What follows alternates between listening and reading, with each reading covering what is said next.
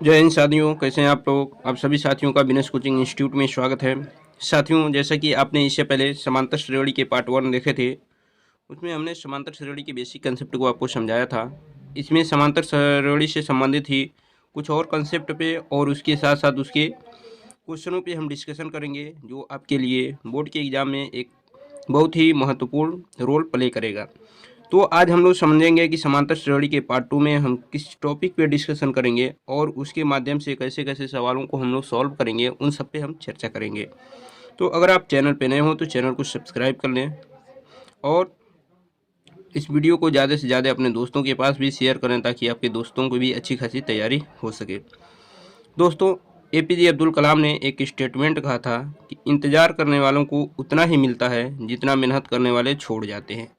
तो इसलिए आपको बिल्कुल इंतज़ार नहीं करना है। जो चीज़ें पढ़ाई जा रही हों उसको बेहतरीन तरीके से पढ़नी है और पूरी भरपूर मेहनत करनी है, ताकि आप बोर्ड एग्ज़ाम में अच्छा खासा नंबर प्राप्त कर सकें। तो चलते हैं, हम शुरू करते हैं हमारा जो टॉपिक है समांतर श्रेणी। समांतर श्रेणी में आज हम लोग समझेंगे कि जो भी श्रेणियाँ दी गई हैं उसके समांतर श्रेणी के व्यापक पद क्या होते हैं, उसके बारे में हम बात करेंगे। तो हम बात करेंगे समांतर श्रेणी के व्यापक पद।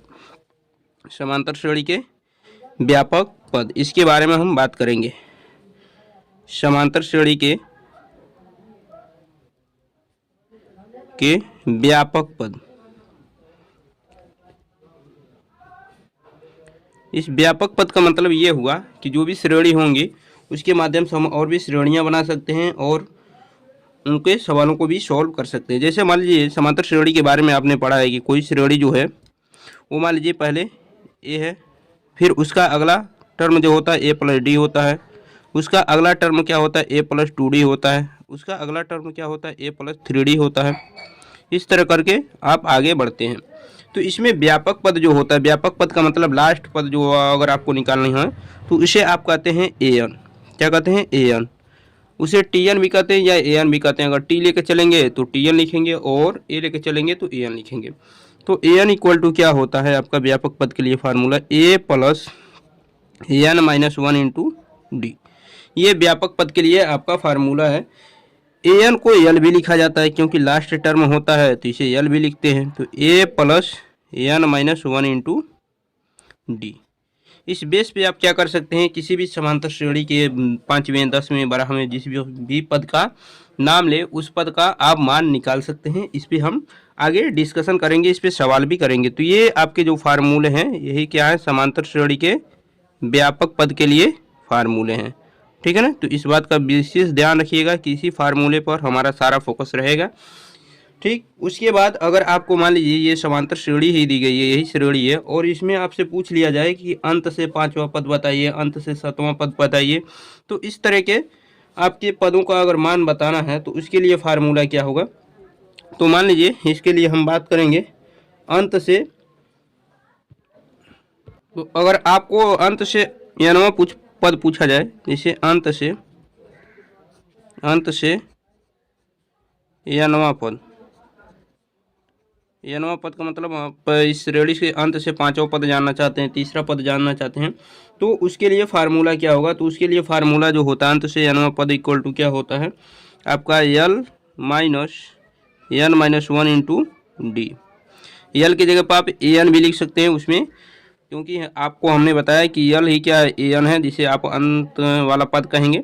तो इस तरह आप अंत से एनवा पद निकाल सकते हैं, l minus N minus 1 into d. तो अब हम चलेंगे, अब सवाल के ऊपर सवाल देखेंगे कि सवाल क्या पूछे जाते हैं, सवाल पे बात करेंगे।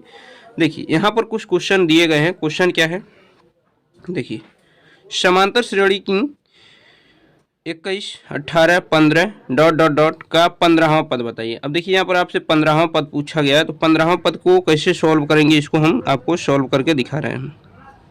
सबसे पहले ये जो श्रेणी दी गई है, जिसे इंग्लिश में आप एपी लिख सकते हैं, अर्थमेटिक प्रोग्रेशन, ये क्या है 21 है, 18 है, 15 है, डॉट डॉट डॉट करके दिया गया है। तो इसमें कुछ चीज़ें आप लिख लीजिए। जैसे फर्स्ट टर्म जो होता है उसे ए से रिप्रेजेंट करते हैं, जो 21 है। यहाँ पर आपको डी निकालना होगा। डी इक्वल टू क्या होता है, देखिए A1 A2 A3 है ये, तो आप क्या निकाल सकते हैं A2 माइनस A1, ये मिलता है आपको D equal to A3 minus A2 भी कर सकते हैं। दो पदों को निकाल के जांच सकते हैं कि समांतर जो मान आ रहे हैं वो समान है कि नहीं है। तो देखिए A2 क्या है 18 है, 18 माइनस A1 क्या है 21 है, इक्वल टू A3 क्या है 15 है, A2 क्या है 18 है। यहाँ से जब सॉल्व करेंगे तो यहाँ से क्या मिलेगा, 21 में से 18 को माइनस करेंगे तो -3 मिलेगा, 18 में से 50 को माइनस करेंगे -3 मिलेगा, यानी D का जो मान है वो क्या है -3। आपसे पूछा जा रहा है कि 15वां पद बताइए, तो 15वां पद जिसे आप कहते हैं A50, A50 इक्वल टू क्या होगा A plus 50 minus 1 into D, यही फार्मूला बताया गया है। तो यहाँ से आप सॉल्व करेंगे तो ए का वैल्यू क्या है आप देखेंगे 21 है, प्लस 50 में से 1 माइनस करेंगे 40, और डी की वैल्यू क्या है -3। यहाँ से जब आप इसको सॉल्व करेंगे तो देखिए क्या आएगा 21, ये माइनस और प्लस का गुणा होगा माइनस आएगा, 43 जा क्या होगा 42। अब देखिए 21 में से 21 माइनस 42 में से 21 माइनस करेंगे तो -21 मिलेगा, ठीक है ना। और यही आपका क्या हो जाएगा 15वां पद हो जाएगा, यानी 15वां पद का जो मान होगा वो -21 होगा।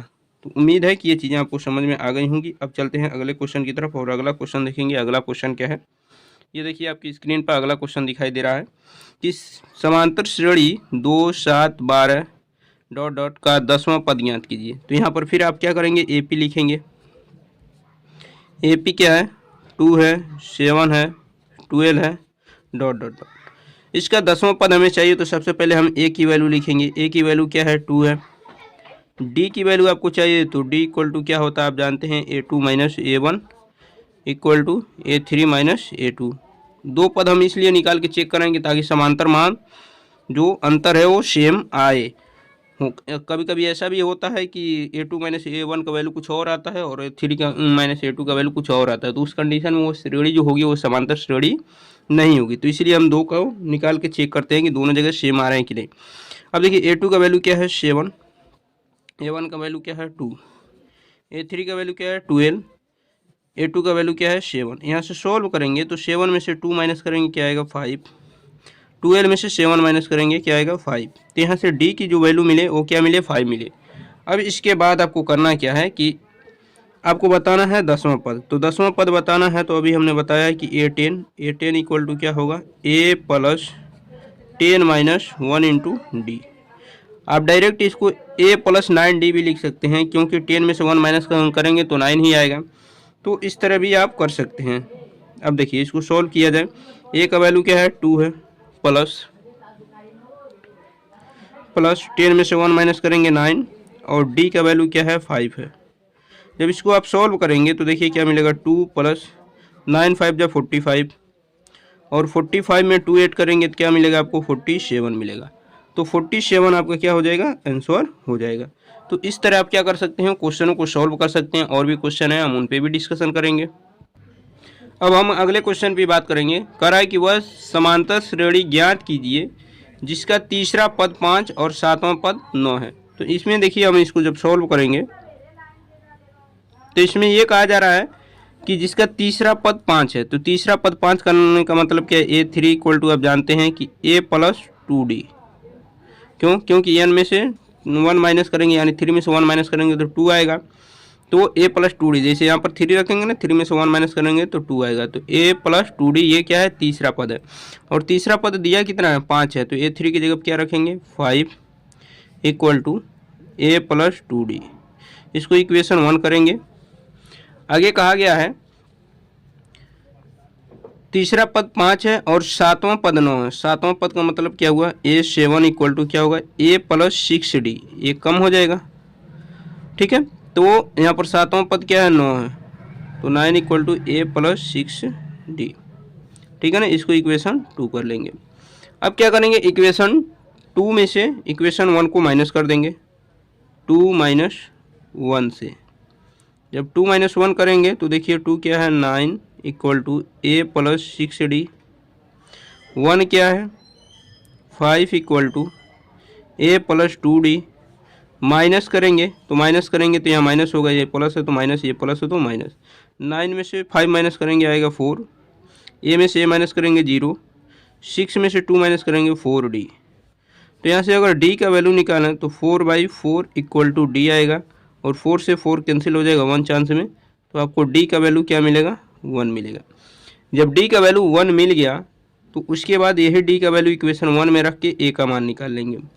तो डी का मान 1 में रखने पर,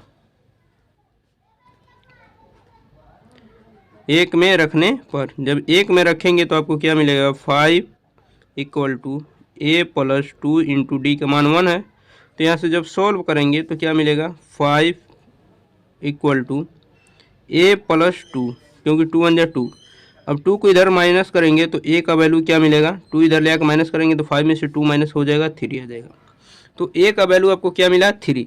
लेकिन आपसे कहा कि वह समांतर श्रेणी ज्ञात कीजिए। देखिए जब ए का मान आपको मिल गया तो समांतर श्रेणी यानी आप एपी लिख सकते हैं, अर्थमेटिक प्रोग्रेशन। ये क्या होगा, पहला पद 3 हो जाएगा, अगला क्या होगा, 3 में क्या होगा, डी जुटेगा ना, तो 3 + 1 क्या हो जाएगा, 4, 4 + 1 5, 5 + 1 6, यानी डी जुटते जाएंगे। डी का मान 1 है तो 3 में 1 जुटा 4, 4 में 1 जुटा 5, 5 में 1 जुटा 6, डॉट डॉट डॉट करके ये आपको समांतर श्रेणी मिल जाएंगे।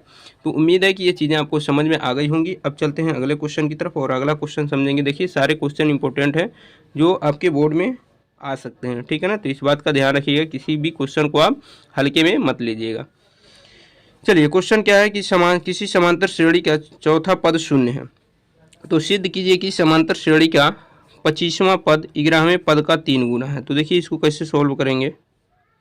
सबसे पहले कहा कि समांतर श्रेणी का चौथा पद शून्य है, तो यानी A4 का वैल्यू क्या है, A4 इक्वल टू क्या होता है, A + 3D, क्योंकि 1 माइनस हो जाएगा तो A + 3D। अब देखिए चौथा पद जो है वो शून्य है तो इसको हम शून्य के इक्वल दिखाएंगे, A + 3D।